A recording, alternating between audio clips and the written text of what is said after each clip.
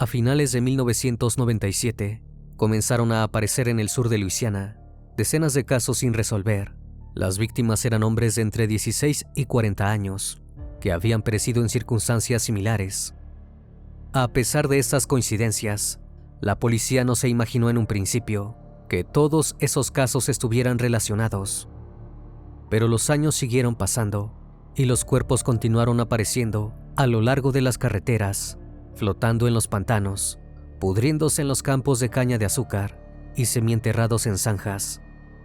9 años después de que se encontró a la primera víctima, los agentes del FBI decidieron ponerse manos a la obra para dar con el culpable, pero jamás sospecharon que la captura del llamado estrangulador del Bayou se produciría luego de que la única persona que sobrevivió a él fuera a contar lo sucedido. Buenas noches, bienvenidos al Criminalista Nocturno.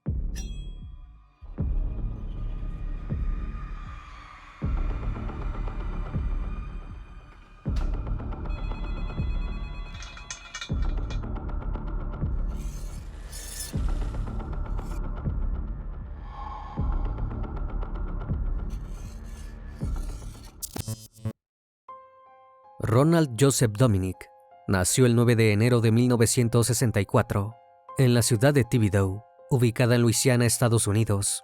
Fue el más pequeño de una familia de 6 hijos, cuyos padres no gozaban de una buena posición económica. Debido a esto, los Dominic residían a las afueras de la ciudad, en una comunidad de casas rodantes, también llamada Parque de Caravanas. Ya sea por la falta de dinero o por sus dificultades para relacionarse, Ronald era un niño negativo y callado. Además, tenía una baja autoestima, en parte por sus problemas de sobrepeso, lo que lo convirtió en el blanco fácil de las burlas por parte de sus compañeros. Lo único que hacía en el colegio era cantar en el coro, donde se la pasaba de maravilla. Durante la adolescencia, su personalidad se mantuvo exactamente igual de melancólica, por lo que cuando ingresó a la secundaria local de Thibodaux, tampoco logró hacer amigos. Como no practicaba deportes, no consumía drogas ni bebía alcohol, todos sus compañeros lo consideraban un marginado social. Aunque los vecinos lo apreciaban mucho y lo consideraban una persona generosa, ya que a menudo los ayudaba con tareas de jardinería o compras de comestibles. Poco antes de terminar la secundaria, Ronald descubrió que le atraían los hombres, por lo que comenzó a visitar un bar gay local. Cuando algunos de sus compañeros se enteraron, comenzaron a mofarse de él. Si bien él negaba que le gustaban los chicos, los chistes no cesaron y se convirtieron en acoso. En 1983, luego de graduarse de la escuela, ingresó a la Universidad Estatal Nichols, donde estudió informática, pero se sentía desmotivado, por lo que terminó abandonando. Luego de eso, estuvo varios años vagando sin rumbo, sintiendo que jamás encontraría nada que le interesara. Lo único que lo hacía feliz era, al caer la noche, actuar en los bares gay de la localidad. El acto lo llevaba a cabo disfrazado de la cantante Patti LaBelle, de quien era un gran admirador. Incluso comenzó a ganar algo de dinero por show, pero su vida honesta terminaría muy pronto. Debido a su falta de estudios universitarios, Ronald se vio obligado a dedicarse a trabajos poco calificados durante los años siguientes, pero no se comportaba bien y fue despedido en varias ocasiones. Jamás lograba mantener un empleo estable durante un largo periodo de tiempo. Como no tenía dinero para un alquiler, se mudaba constantemente a la casa de diferentes familiares. La mayoría de sus ingresos provenían de su madre y su hermana mayor, con quienes pasaba gran parte de su tiempo libre. Recién a los 21 años, descubrió lo único que le daba sentido a su vida: el crimen. El 12 de junio de 1985, Ronald fue arrestado por acoso íntimo telefónico y tuvo que pagar $75 de multa. Los policías no entendían cómo aquel hombre de aspecto robusto, con cara de inocente y aparentemente inofensivo, podía ser un delincuente. Pero lo era, y no estaba dispuesto a parar. En mayo de 1994, fue arrestado por exceso de velocidad y poco después, por conducir en estado de ebriedad. Luego tuvo 5 arrestos más por cuestiones desconocidas. Todos ellos fueron subsanados previo pago de sanción. No obstante, ninguno de aquellos delitos fue tan grave como el ocurrido el 25 de agosto de 1996. Un joven parcialmente desnudo saltó por la ventana de la residencia de la hermana de Ronald, donde este último vivía en aquel entonces. Consternado, el sujeto les dijo a los vecinos que Ronald lo había invitado a su casa, donde intentó atarlo. Cuando se negó, Ronald se puso violento e intentó asesinarlo. Los vecinos no tardaron en llamar a la policía y testificar respecto a lo ocurrido. Ronald fue arrestado en el instante y tuvo que enfrentarse a un cargo por abuso forzado. Su fianza se fijó en $100,000. Pero cuando llegó el día del juicio, la víctima no se presentó. Esto finalmente resultó en el sobreseimiento del caso en noviembre de ese año. El tribunal tuvo que dejar a Ronald en libertad, sin saber que ese sería el comienzo de una oleada de crímenes. Al salir, el hombre afirmó que ciertos prisioneros lo atacaron y agredieron íntimamente mientras estaba encarcelado. Una vez que estuvo nuevamente en casa de su hermana, el hombre tomó una drástica decisión. Quería seguir cometiendo abusos, pero no ir a la cárcel. Por ende, jamás dejaría viva a una de sus víctimas. Ronald continuó viviendo en una comunidad de casas rodantes sin mayores problemas. De hecho, sus vecinos casi ni se percataban de que estaba allí. Al final del día, seguía siendo el mismo muchacho solitario y antisocial. Los pocos que notaban su presencia pensaban que era inofensivo. Era un hombre blando y con sobrepeso, de apenas 1,65 m, que caminaba con un bastón. No tenía esposa ni hijos y vivía con su hermana mayor. Nadie se imaginaba que pasaba horas imaginando quién podría ser su siguiente víctima. Pero no ocurría lo mismo en los bares gay de los que era habitué. Allí continuaba haciendo el mismo acto que en su juventud, donde se vestía como la cantante Patti LaBelle. Todos los clientes lo veían como una persona desagradable, que a menudo los incomodaba. Eventualmente Ronald se ganó el odio de toda la comunidad gay de Luisiana. Esto llevó a que jamás pudiera establecer una relación amorosa seria, ni tener amigos. Y cuando la soledad llegó a su punto máximo, decidió que era momento de atacar.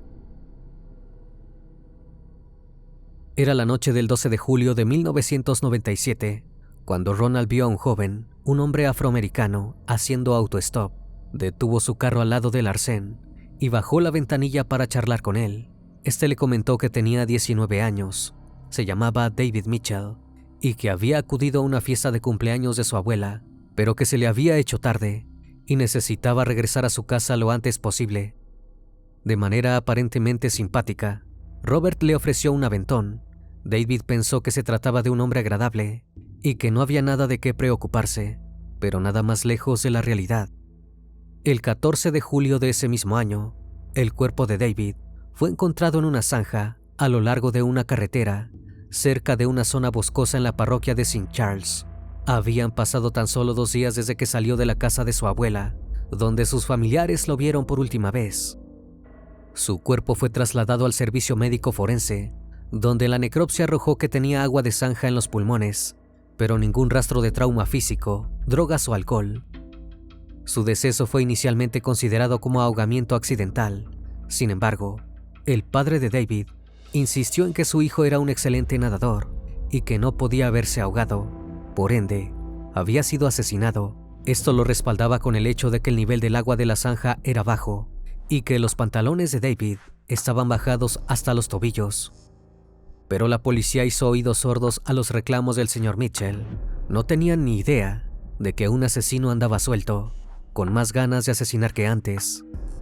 A partir de entonces, Ronald comenzó a realizar largas caminatas y paseos en su camioneta. Quería elegir un perfil muy específico de víctimas. Finalmente, resolvió que todos serían hombres y niños, principalmente afroamericanos y marginados sociales e indigentes. Esto último se debía a que, en su opinión, nadie los echaría de menos. Por ende, no habría denuncias por desaparición que despertaran sospechas de un peligroso asesino serial. En algunos casos, las víctimas eran hombres homosexuales, a los que conocía en bares gay o en la calle, y a los que invitaba a su casa rodante, prometiéndoles alcohol, sustancias o alojamiento a cambio de intimidad. En otros, los hombres y menores no pertenecían a la comunidad gay, así que les mostraba fotos de su supuesta esposa, una mujer sumamente atractiva. Les decía que estaba dispuesta a tener intimidad en grupo, y sus víctimas aceptaban sin dudarlo. Al igual que había ocurrido anteriormente, todos lo veían como un hombre regordete y simpático, del que era imposible desconfiar. Una vez en la casa rodante de Ronald, les proponía a sus víctimas un juego de bondage con ataduras. Para ese entonces, los hombres se daban cuenta de que la supuesta esposa de Ronald no era más que una mentira para atraerlos allí. Una vez dentro, el siniestro hombre procedía a abusar de ellos y a torturarlos. Por primera vez en su vida, se sentía poderoso y con todo el control de la situación. Como acto final, los estrangulaba quitándoles la vida. Después guardaba los cuerpos en la parte trasera de su camión y conducía hasta zonas rurales remotas. Allí, los arrojaba y regresaba a su casa, listo para buscar a la siguiente víctima. En diciembre de 1997, la policía encontró el cuerpo de Gary Pierre, de 20 años, completamente vestido cerca de la parroquia de St. Charles. Si bien había sido estrangulado, no presentaba signos de trauma físico ni sustancias en su sistema. Los agentes pronto supieron que había sido detenido recientemente por tráfico de drogas. Como este crimen había sido cometido muy cerca del de David Mitchell, ese mismo año, la Policía Estatal de Luisiana decidió crear un grupo de trabajo formado por alguaciles de 9 parroquias. Sin embargo, los investigadores jamás tuvieron en el punto de mira a Ronald. Su aspecto aparentemente noble consiguió engañarlos. A finales de julio de 1998, Ronald secuestró a Larry Ransom, de 38 años, un vagabundo con problemas de drogas. Luego de someterlo a varios días de esclavitud, el 31 de julio lo asesinó. A principios de octubre, Ronald conoció a Oliver LeBanks, de 27 años, en Metairie, quien al igual que sus 2 víctimas anteriores, tenía problemas con las sustancias. Años después, el asesino afirmaría que el joven le ofreció servicios íntimos a cambio de dinero, tras lo cual tuvo relaciones con él. Luego de quitarle la vida, cargó el cuerpo en su coche y lo llevó a las afueras de Metairie, donde lo arrojó. La policía encontró a LeBanks el 4 de octubre y rápidamente realizaron el examen forense correspondiente. El mismo arrojó que había restos de semen en el cuerpo, pero no tenían con quién compararlos. Cuando la noticia llegó a los medios locales, familiares y amigos de LeBanks confirmaron que recientemente había recurrido a un estilo de vida vagabundo, después de haber sido despedido de su trabajo por consumir sustancias. En ese momento, la policía no notó la coincidencia de que una buena cantidad de los hombres jóvenes que habían sido asesinados en un periodo de corto tiempo eran adictos.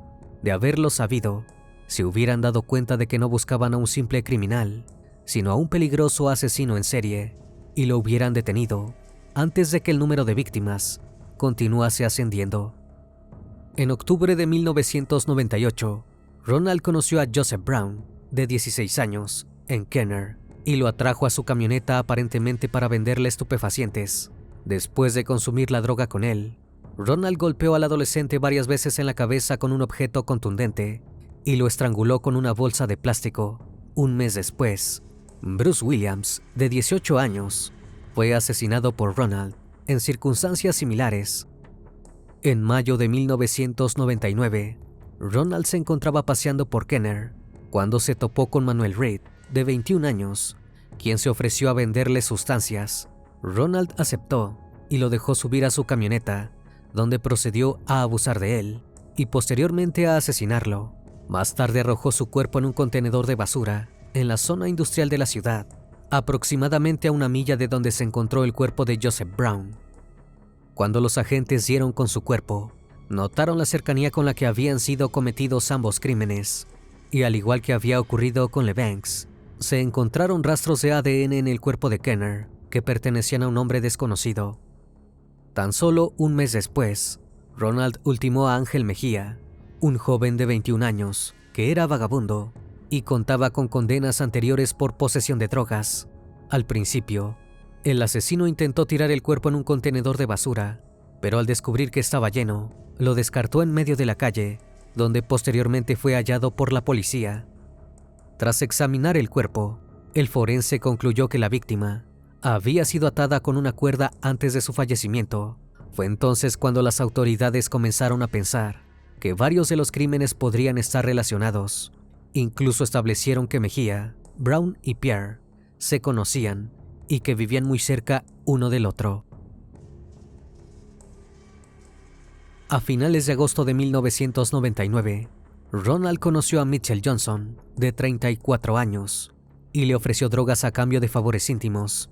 Este aceptó, sin saber que estaba sellando su destino. Acto seguido, Ronald llevó a Johnson a un bosque en las afueras de Metairie, donde lo asesinó. El cuerpo de Johnson fue descubierto por las autoridades el 1 de septiembre de ese año. En enero del año 2000, Ronald asesinó a Michael Vincent, de 23 años, en la parroquia de La Fourche. Luego de eso, no hay registros de que el hombre volviera a atacar por al menos 2 años. El 10 de febrero de 2002, Ronald fue arrestado nuevamente, pero no por los homicidios. Agredió a una mujer en la parroquia de Terrebonne durante un festival de Mardi Gras. Ronald afirmó que la mujer había golpeado su auto con un cochecito de bebé, tras lo cual comenzó una discusión con ella, exigiendo una disculpa. Después de que la mujer le pidiera perdón, él le dio un puñetazo en la cara. Fue acusado por la agresión, pero el caso fue desestimado posteriormente, tras llegar a un acuerdo de reconciliación entre él y la mujer. Sin saberlo, la policía acababa de dejar libre al peligroso asesino para que siguiera haciendo de las suyas. A principios de octubre de ese mismo año, Ronald conoció a Kenneth Randolph Jr., de 20 años. Había sido procesado por abuso de menores en 3 ocasiones y vivía cerca de Vicent, en un parque de casas rodantes. Lo atrajo a su remolque, diciéndole que una chica quería tener intimidad con él. Una vez allí lo ató y lo asesinó. Luego llevó el cuerpo a un campo en las afueras de la ciudad, donde la policía encontraría los restos parcialmente desnudos el 6 de octubre. Este crimen se asoció estrechamente con el de Mitchell Johnson. Ronald tenía cada vez menos cuidado a la hora de elegir a sus víctimas. Sin embargo, la policía seguía sin sospechar de él. El 12 de octubre, a última hora de la tarde, Ronald conoció a Enocha Jones, de 26 años, en las calles de Houma. Era un delincuente de poca importancia en apuros económicos, por lo que, al igual que ocurrió con sus otras víctimas, pensó que nadie lo extrañaría. Procedió a atacarlo con unas sogas y abusar de él. Finalmente le quitó la vida. Más tarde, arrojó su cuerpo debajo de un paso elevado de la autopista, donde fue descubierto varias horas después por las autoridades.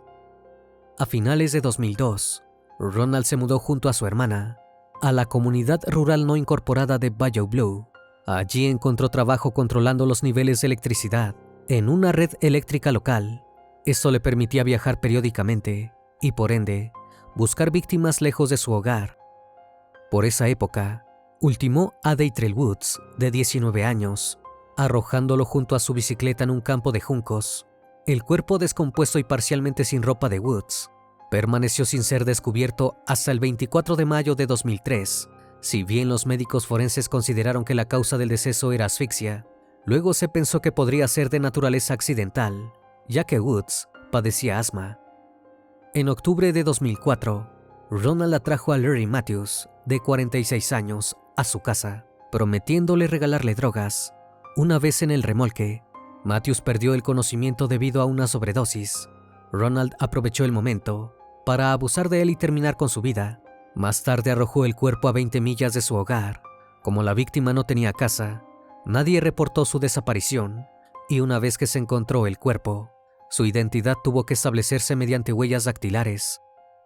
El 24 de ese mismo mes, por alguna razón desconocida, Ronald decidió atacar a su primera víctima blanca. Su nombre era Michael Barnett, tenía 21 años, y su cuerpo fue encontrado por la policía. A partir de entonces, los crímenes comenzaron a conectarse cada vez más. En febrero de 2005, Ronald asesinó a Leon Leret, de 22 años, un vagabundo alcohólico que anteriormente había vivido con otras 2 víctimas, Barnett y Enocha Jones. Incluso había sido considerado el principal sospechoso del asesinato de Jones, ya que fue la última persona en verlo antes de su desaparición. 2 meses después, en abril, Ronald conoció a August Watkins, de 31 años, un vagabundo a quien atrajo hasta su camioneta, con promesas de pasar la noche. El hombre pensó que por fin dormiría tranquilo, pero una vez que estaba en el remolque, Ronald le dio alcohol y le ofreció tener relaciones con una supuesta conocida. Watkins aceptó, sin saber que ese sería su último día con vida. Luego del hallazgo del cuerpo de Watkins, la policía del estado de Luisiana comenzó a considerar por primera vez que un asesino en serie estaba activo en las ciudades de Kenner y Houma. Todos los crímenes que se habían cometido desde 1997 en aquellas regiones demostraban un modus operandi sorprendentemente similar. Las víctimas siempre eran hombres de entre 16 y 40 años y de ascendencia afroamericana. Habían fallecido por estrangulamiento y tenían indicios sutiles de esclavitud. Además, la mayoría tenía problemas con el alcohol y las drogas y se encontraba en situación de calle. El caso fue entregado a la Oficina Federal de Investigaciones. Según Jim Bernesani, el agente especial a cargo, los analistas de su equipo consideraron que el caso era el más significativo, ya que el asesino había ultimado a una enorme cantidad de víctimas en un periodo muy corto de tiempo. Mientras tanto, Ronald seguía fuera de la mira de los agentes y haciendo de las suyas.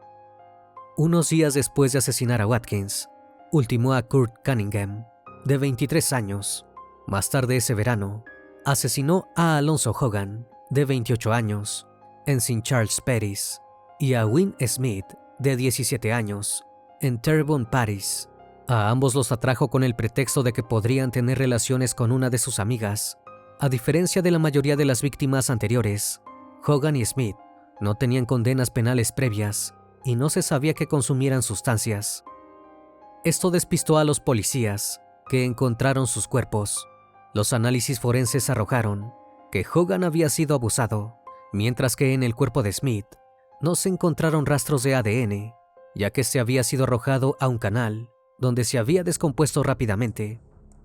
En septiembre de 2005, Ronald se topó con Chris DeVille, de 40 años, mientras este intentaba hacer autostop para salir de Napoleonville tras el huracán Katrina. Lo asesinó y arrojó el cuerpo en un campo de juncos de DeVille.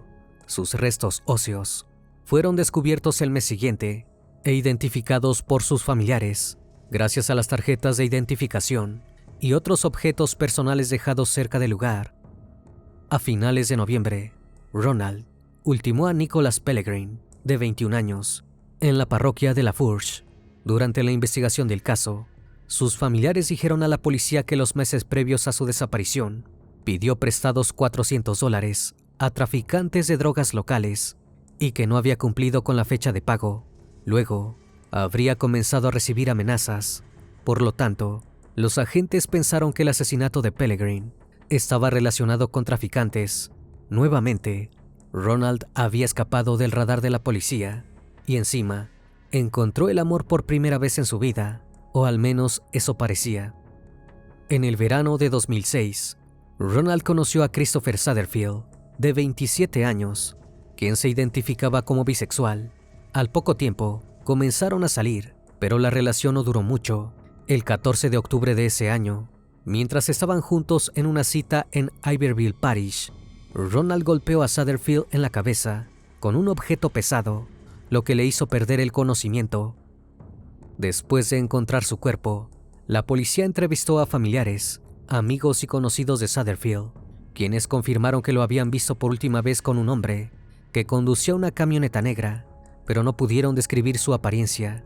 Tampoco tenían idea alguna de que Satterfield sería la última víctima del asesino serial que atemorizaba a Luisiana hacía casi 10 años. En noviembre de 2006, un exconvicto llamado Ricky Wallace, que vivía en un refugio para personas sin hogar en Bayou Blue, contó a su oficial de libertad condicional un incidente preocupante ocurrido tiempo atrás. Wallace se había topado con un hombre llamado Ronald, que le ofreció drogas y mantener intimidad con una chica. Él aceptó y fue a su caravana, pero una vez allí, Ronald intentó convencerlo para participar en un juego de sumisión, donde tenía que ser atado para disfrute de su novia. Aquello no le gustó nada a Rick, que le pidió marcharse. Extrañamente, Ronald no se opuso. El oficial de libertad condicional le recomendó a Wallace que denunciara esto a la policía. Si bien el hombre le hizo caso, en un primer momento, su testimonio fue cuestionado, ya que tenía problemas con las sustancias y había mentido repetidamente en el pasado. Sin embargo, Poco después la policía decidió buscar a Ronald. Tenían la dirección de su caravana y la certeza de que le gustaban los juegos íntimos con sadomasoquismo, igual que al asesino que acechaba a la región. Cuando los agentes se apersonaron en la casa de Ronald y le pidieron una muestra de ADN, él no se negó. Durante la semana siguiente, su perfil genético se comparó con el del asesino que había dejado rastros de ADN en los cuerpos de Oliver Lee Banks y Manuel Reed. No había dudas. Ronald era el criminal que buscaban. El 1 de diciembre de 2006, Ronald fue arrestado en un refugio para personas sin hogar en Bayou. Parecía tranquilo e incluso le dijo a la policía que sabía que era cuestión de tiempo hasta que lo capturasen. De hecho, se había mudado de la caravana de su hermana para no molestarla. Durante el primer interrogatorio, Ronald se mostró colaborativo y confesó todos los crímenes, que eran, según él, 23. Describió los hechos de manera demasiado precisa, con detalles que solo conocían los investigadores. Aunque se negó a admitir su culpabilidad en los ataques, aseguró que la mayoría de sus víctimas, debido a sus adicciones, habían aceptado voluntariamente ser atadas, esposadas e incluso esclavizadas, porque querían ganar dinero. Si la potencial víctima se negaba a hacerlo, los dejaba ir sin hacerles daño, como había ocurrido con el hombre que lo desenmascaró. Sobre la motivación para la enorme cantidad de asesinatos, Ronald tuvo que remontarse 10 años atrás. Según él, después de su arresto en 1996 por abuso, quedó fuertemente impactado. Supuestamente permaneció en estados emocionales constantemente negativos e incluso comenzó a mostrar síntomas de un trastorno mental. Por ende, no podía arriesgarse a regresar a prisión. Si bien su fin era abusar de sus víctimas, debía terminar con ellas para que no lo delataran. Finalmente, los investigadores pudieron acusarlo por el crimen de 9 hombres. Esto resultó en 8 cargos adicionales de asesinato en primer grado y de abuso agravado. En septiembre de 2008, comenzó el juicio. Para ese entonces, la noticia sobre la captura del peligroso asesino serial había invadido los medios de comunicación locales. Estos se referían a Ronald como el asesino en serie del Bayou o del estrangulador de Bayou. Durante la primera audiencia, el ayudante del fiscal, Mark Rhodes, se dirigió directamente a Ronald. Dijo que las vidas de 8 jóvenes fueron arrebatadas a las familias que estaban presentes en el recinto por sus acciones. Subrayó que el acusado no sabía nada de ellos y que dejó como legado toda una vida de dolor. El sheriff Jerry Larpenter, por su parte, describió a Ronald como un don nadie que se sentía poderoso cuando amarraba a sus víctimas.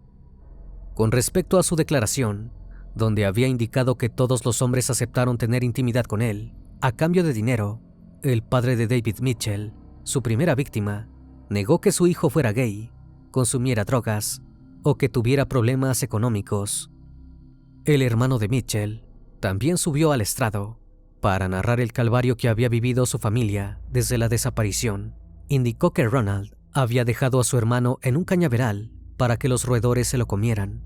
Una vez que dieron con su paradero, solo había restos, por lo que no pudieron darle una sepultura digna.